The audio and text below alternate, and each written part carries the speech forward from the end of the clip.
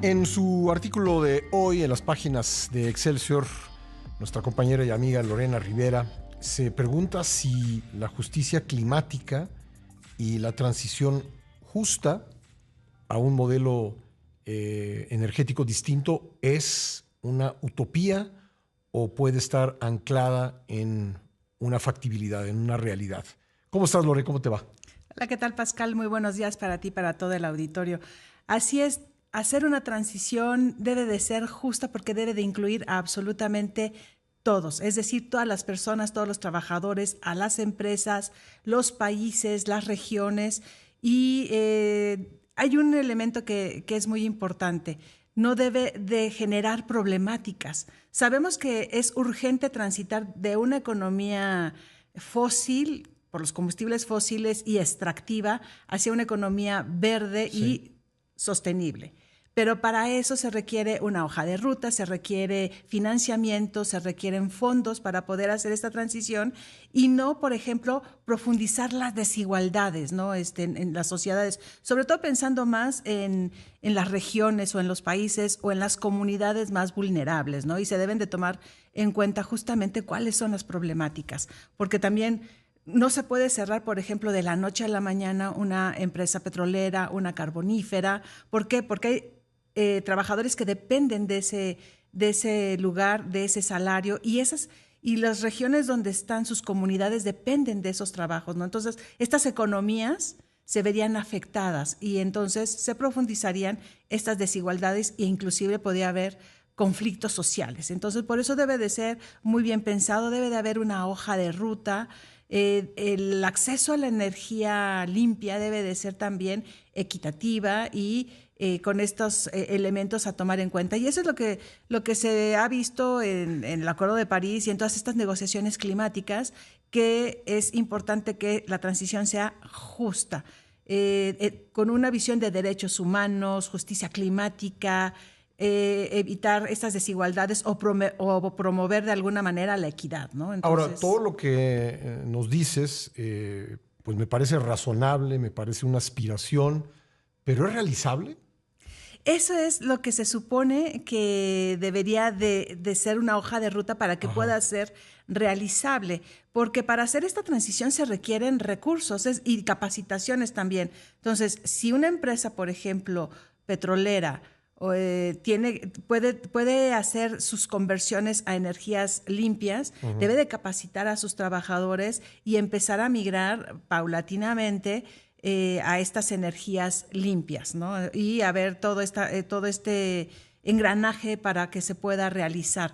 ¿Es complicado? Sí, pero también es realizable. Sí, va a llevar tiempo, no es sencillo y se necesitan recursos. De ahí el financiamiento verde, justamente estos fondos, estos bancos centrales e internacionales que se requiere el dinero, sí se puede volcar para que no haya esta injusticia entre los países ricos y los países menos desarrollados, ¿no?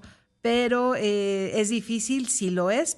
Sin embargo, hay experiencias ya a nivel internacional que están generando muy buenos resultados. Sudáfrica está dejando el carbón, es su principal energético para su matriz eléctrica y está haciendo este tipo de transición con un plan de políticas públicas acorde. Sí ha tenido ciertos baches también, ¿no? Porque todo, pues, lleva a estas problemáticas por ser algo que se requiere de inmediatamente pensar en que dejar de tener los combustibles fósiles como eje de un crecimiento y desarrollo de un país, pues es complicado. Pero ahí están las rutas y sobre todo los elementos que deben de seguir los países junto con las empresas, las sociedades, diálogos con las comunidades para que esto pueda ser factible. Con frecuencia se alude a la voluntad política como la razón por la que no avanzan las conclusiones y las disposiciones que se toman en el marco de estas reuniones de la COP. Eh, ¿qué, qué tanto depende, pues, de los países más desarrollados del mundo que estas hojas de ruta se lleven a cabo? lo dijiste muy bien, voluntad política y que los intereses de las empresas petroleras y de las energías fósiles pues estén más enfocadas al bienestar en general y no solo en las ganancias. Y también los datos y los números son muy importantes de los crecimientos de la energía renovable. Están creciendo y es ya más rentable la energía limpia que las energías fósiles. Las energías fósiles finalmente tienen que, o van a dejar de existir en algún momento dado porque también se pueden acabar, se pueden agotar. Y sabemos que todas las actividades humanas pues son contaminantes, tienen un impacto ambiental. De hecho, hasta los minerales críticos que se requieren para las tecnologías limpias, pues pueden tener esta visión extractivista, colonialista, y los países que tienen, por ejemplo, litio, como Argentina, Bolivia, pues tienen que también tener estos mecanismos de políticas públicas para evitar raras, todo eso. Etcétera, ¿no? Exacto. Entonces, sí es un problema importante, urgente de resolver la descarbonización, porque la ventana se cierra y las emisiones de gases de efecto invernadero siguen creciendo. Y la verdad es que es urgente esa parte, porque el calentamiento ahí está y vemos todos estos fenómenos que generan pues impactos en la gente, sobre todo los más vulnerables. Sí, pero en última instancia, y yo creo que es donde se atora el problema, es que no hay forma de obligar a nadie, digo, por lo menos a un país poderoso, un país desarrollado, a aplicar medidas para ir hacia esa pues utopía o esa justicia climática y transición justa. No, sí se puede obligar, porque el Acuerdo de París sí los vincula. Sí. Y sobre todo tienen esta responsabilidad, vamos a ponerlo, ética, porque los países desarrollados ya ocuparon todos los combustibles fósiles para su crecimiento y desarrollo, por eso son industrializados, son ricos, y ahora corresponde apoyar esta transición y esta transferencia de tecnología y de conocimiento a los que menos desarrollados son, o países emergentes. Inclusive, por ejemplo, un país como China está haciendo una transición también importante, está cerrando carboníferas para pasar a las energías renovables. Chile es un ejemplo también muy bueno en los países de América Latina, cómo ha ido transformando su matriz y por ejemplo, si se han abaratado los paneles solares es gracias a que China los produce masivamente, ¿no? Así es. Entonces, de que se puede, solo es voluntad política, poner en orden a las empresas también y empezar esta transición pensando en no dejar a nadie atrás, sobre todo a las personas, a los trabajadores, que son los que más impactos podrían tener, ¿no? Entonces, sí es...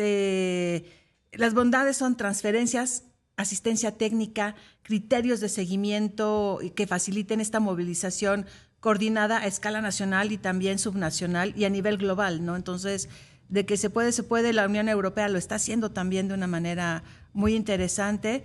Todo es perfectible, pero sí se requiere avanzar, porque 2030 y 2035, que son como fechas muy importantes, están ya muy cerca, ¿no? Para todo lo que se requiere y para el calentamiento que ya llevamos de más de 1.2 grados centígrados, ¿no? Y el tope es no rebasar el 1.5.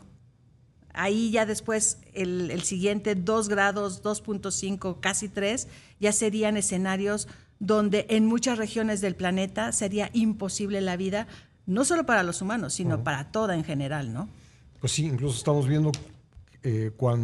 viendo que sin haber llegado a esos niveles, pues ya los fenómenos climáticos han provocado migraciones masivas, ¿no? Masivas en personas e incluso en fauna, por ejemplo, en los océanos. Comunidades de peces que ya están en aguas tan cálidas que tienen que ir hacia aguas más frías. Entonces eso deja sin posibilidad de pesca. De pesca, exactamente, a comunidades que viven de la pesquería. Ribereñas, ¿no? Entonces, ese es el problema. Sí. Bueno, pues ahí está, Justicia Climática, Transición Justa, Utopía Posible, es el artículo de este martes de nuestra compañera Lorena Rivera. Gracias, Lore. Gracias. Por venir.